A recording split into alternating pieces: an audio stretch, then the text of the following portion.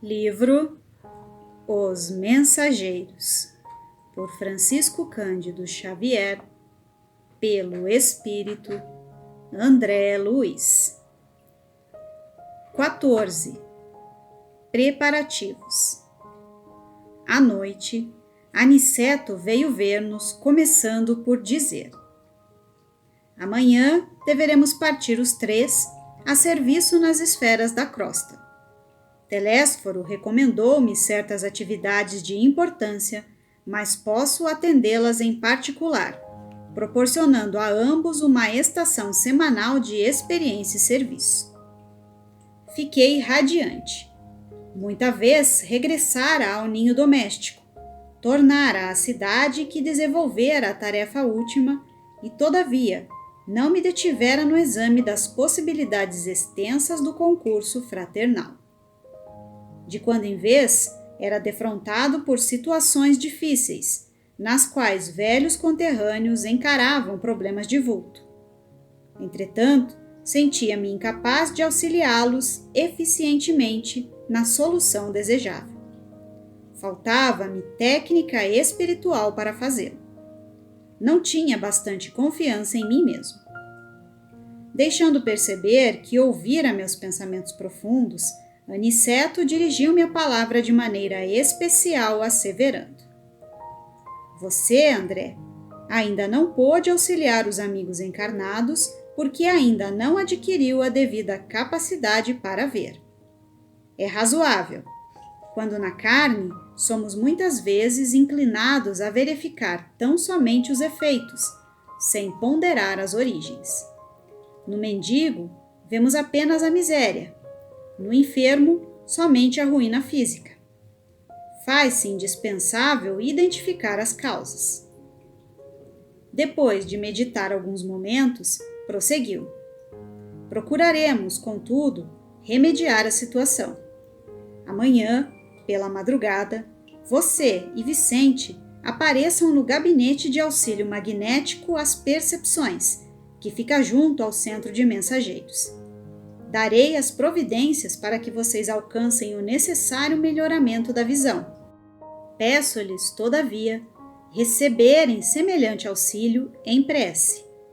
Roguem a Deus lhes permita a dilatação do poder visual. Compenetrem-se da grandeza desse dom sublime. E, sobretudo, enviem à Majestade Eterna um pensamento de consagração ao seu amor e aos seus serviços divinos. Não desejo induzi-los a atitudes de fanatismo sem consciência. Não podemos abusar da oração aqui, segundo antigas viciações do sentimento terrestre. No círculo carnal, costumamos utilizá-la em obediência a delituosos caprichos, suplicando facilidades que surgiriam em detrimento de nossa própria iluminação. Aqui, todavia, André, a oração é compromisso da criatura para com Deus, compromisso de testemunhos, esforço e dedicação aos superiores desígnios. Toda prece entre nós deve significar, acima de tudo, fidelidade do coração. Quem ora, em nossa condição espiritual, sintoniza a mente com as esferas mais altas e novas luzes lhe abrilhantam os caminhos. Diante da nobre autoridade de Aniceto, não me atrevi a falar e cheguei mesmo a recear a externação de qualquer pensamento. Deixou-nos o generoso instrutor com palavras carinhosas de amizade e incentivo. Vicente e eu acalentávamos projetos magníficos. Iríamos, pela primeira vez, cooperar a favor dos encarnados em geral. Nosso repouso noturno foi brevíssimo. Aguardávamos ansiosamente a alvorada, a fim de receber o auxílio magnético do gabinete referido.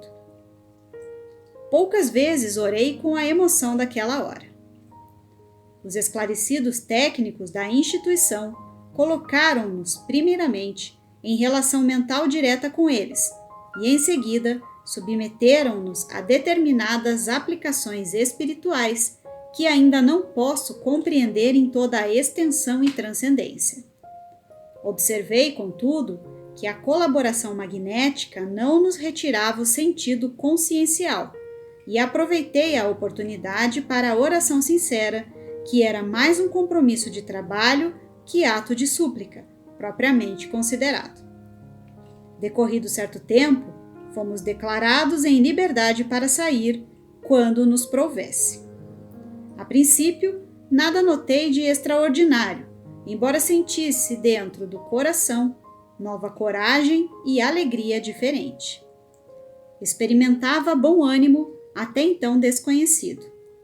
Meus sentidos da visão e da audição pareciam mais límpidos. Aniceto, que se mostrava muito satisfeito, esperávamos no centro, marcado a partida para o meio-dia. Ansioso, aguardei o instante aprazado. Não nos ausentamos de nosso lar como os viajores terrestres, geralmente carregados de malotagens e volumes diversos. Aqui, disse Aniceto jocosamente, toda a nossa bagagem é a do coração. Na terra, malas, bolsas, embrulhos, mas agora devemos conduzir propósitos, energias, conhecimentos e, acima de tudo, disposição sincera de servir. Alguns companheiros presentes riram-se com gosto. Nesse instante, nosso orientador fez algumas recomendações. Designou colegas para a chefia de turmas de aprendizado, estabeleceu programas de serviço e notificou que voltaria à colônia diariamente por algumas horas, deixando-nos, Vicente e eu, nos serviços da crosta, em trabalhos e observações que deveriam prolongar-se por toda a semana. Despedimo-nos dos camaradas de luta, repletos de esperança. Era a nossa primeira excursão de aprendizado e cooperação aos semelhantes.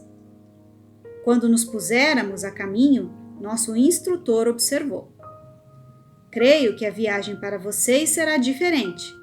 Certo, estão habituados à passagem livre, mantida por ordem superior para as atividades normais de nossos trabalhos e trânsito dos irmãos esclarecidos em vésperas de reencarnação. Como assim? Perguntou Vicente admirado. Pois não sabia? As regiões inferiores, entre nosso lar e os círculos da carne, são tão grandes que exigem uma estrada ampla e bem cuidada, requerendo também conservação, como as importantes rotas terrestres. Por lá, obstáculos físicos, por cá, obstáculos espirituais. As vias de comunicação normais destinam-se a intercâmbio indispensável. Os que se encontram nas tarefas da nossa rotina sagrada precisam livre trânsito e os que se dirigem da esfera superior à reencarnação devem seguir com a harmonia possível, sem contato direto com as expressões dos círculos mais baixos. A absorção de elementos inferiores determinaria sérios desequilíbrios no renascimento deles. Há que evitar semelhantes distúrbios. Nós, porém, seguimos numa expedição de aprendizado e experiência. Não devemos, por isso, preferir os caminhos mais fáceis. Identificando-nos a perplexidade, Aniceto concluiu: imaginemos um rio de imensas proporções, separando duas regiões diferentes. Existe o val que oferece transporte rápido e há passagens diversas através de fundos precipícios. Pela expressão do bondoso instrutor, concluí que ele poderia voltar à colônia quando quisesse, que não encontraria obstáculo de qualquer ordem, em parte alguma, em razão do poder espiritual de que se achava revestido, mas fazia-se peregrino, como nós, por devotamento à missão de ensinar. Vicente e eu não dispunhamos de expressão vibratória adequada aos grandes feitos. Éramos vulgares, quanto era a maioria dos habitantes da nossa cidade espiritual. Possuíamos apenas alguns princípios de volitação. Contudo, permanecíamos muito distantes do verdadeiro poder. Nunca vira, pois, a energia e a humildade em tão belo consórcio. Aniceto dirigia-nos firmemente como orientador de pulso, vigoroso e sábio, mas não vacilava em se fazer igual a nós, a fim de servir como devotado companheiro. Meditando sobre a lição sublime, em pleno impulso volitante, contemplei as torres de nosso lar que iam ficando à distância.